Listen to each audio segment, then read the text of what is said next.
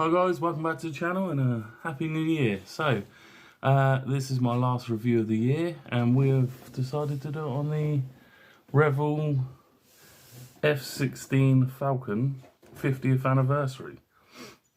I chose it really because it had the Spitfires on the tail and it looks quite cool. F16 is what I've always really wanted. So yeah, as I say, it's a Revell. It's a level 5. It's 1/32, so it's quite a big scale. There's 139 parts. It's 46.4 centimeters long and 31 centimeters wide. So down to the box. This was from Jadlam. It was $34.99. So for a 1/32 scale aircraft, it's quite good value. So check it out on Jadlam if you guys want to buy it at all. Right, so we've got the side of the box with all the usual information about the kits, what glues to use, what paints to use. All the paints are there. A little bit about the aircraft itself. The side is just exactly the same as the front. And then this side is more information about the aircraft and what your kit should look like once we're finished with it. This kit is 03802 if you want to go and check it out. So without further ado, let's get into the box.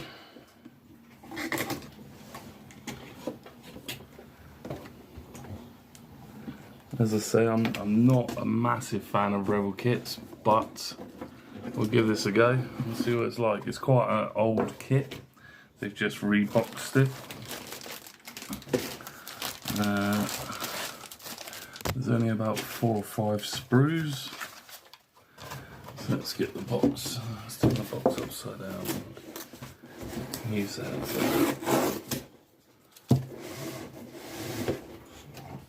Right.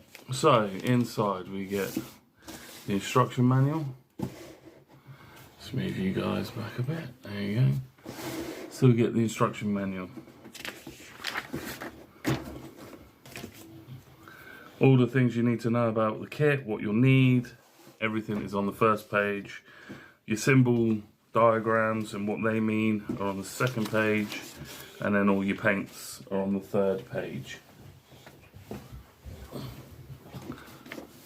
Fourth and fifth pages, that is. Then if you need to mix paints, it will tell you there as well what you need to do with those. So the next page, you've got some of your sprues and the rest of your sprues on there with your one-piece cockpit as well, which is unusual for a kit to have a one-piece cockpit. So you start off with your ejector seat and your cockpit. Then it looks like you install that into the fuselage. Then you start the engines and the tail fins for the elevators, ailerons. Then we're going to put in the fully assembled back together. Putting the nose kit on. I am going to probably put some LEDs in the cockpit of this one to see how it looks, see how we go with. And I know a lot of people have 3D, you can buy a 3D printer for these bits. Or a resin kit for it, but I'm not going to bother. Then we go through. It's not a lot on this one, but it looks kind of cool. I know on some people's over reviews and stuff, looking at the air intake here, that people have put a bit of perspex or plexicard inside to cover the undercarriage bay that goes inside it. But we'll see how bad it is when we do it. I may do the same. So, like Revell do some really good instructions. I quite like their instructions. Quite clear, in colour as well. And then here's the colour scheme that we can do for it. So on one side of the tail, you've got the Spitfire flying over the Normandy beaches with your 75-year anniversary of D-Day on it. And then on the other side you've got a different Spitfire flying over a slightly different beach in Normandy. You've got your paint with your Invasion Day stripes on as well. We'll see if they come or whether you have to paint them. I prefer to paint them, I think. Yep, so we are going to paint these ones because they haven't shown it that you do get them on the decal. You don't get them on the decal sheet. So that's your bombs. It says something there. Convert fins from sparrows into AMRAMs.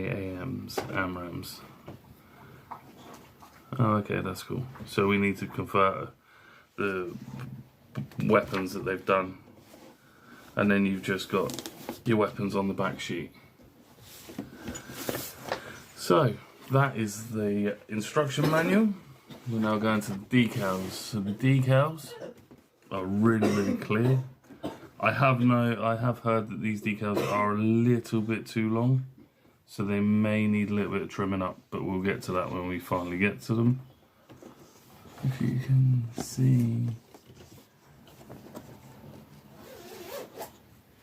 some really nice, I don't know who's done these. So they are Revell's own company that do their own decals. Let's put the light on these, and there's some really nice decals as well. I mean, you think that's my finger. That's how big the tailplane is going to be. It's going to be huge. So we're good with them. Nice sturdy decals. You get your tracing sheet as well. And then you just get an information leaflet on how to stick the decals down. So let's have a look. The bags are open. Let's have a look at the first. So this is the armament and the cockpit. There's a tiny bit of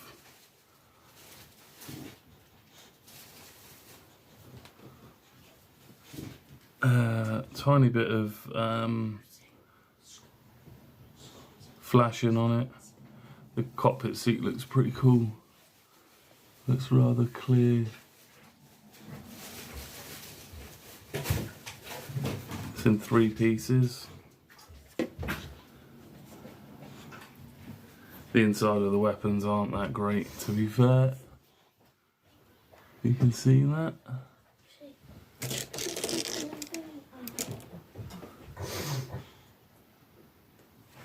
But that's on the inside, so we can get around that. The wings. Few tiny little imperfections in that wing. Everything's raised edged as well. All the rivets are raised, which is not too bad. I'm not too fussed about that. Apart from that, they're looking quite nice. I'm glad Revell haven't done there's a lot of flashing on here. You can tell this is an old kit. But at least they haven't, like they did on the F16, put a made in China stamp on the external of the wing for that one. So they are the wings. Onto the fuselage.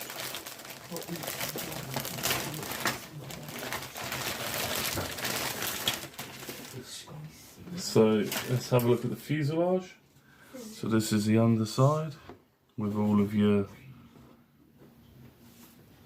undercarriage, your bomb rails and winglets and stuff. Again, they're all very quite detailed if you look in there. Some nice detail in there.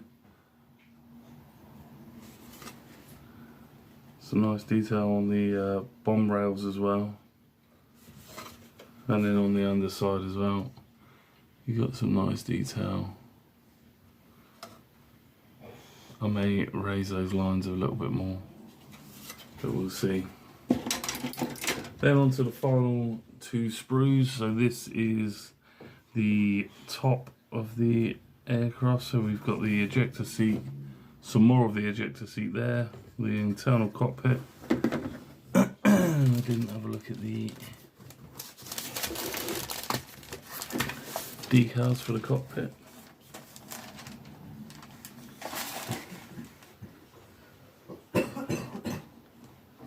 That's because there are none. So they don't actually give you decals for the cockpit either.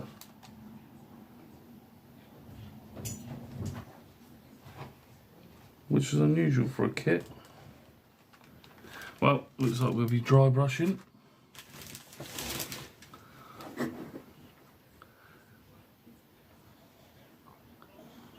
But yeah, that's some nice detail. The wheels look good.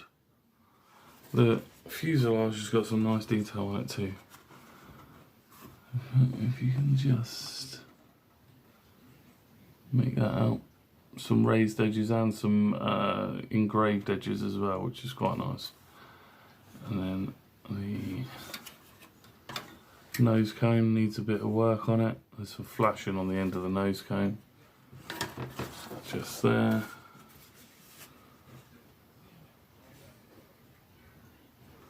So all in all, not a bad kit for the age of the kit. And then we'll go into canopy.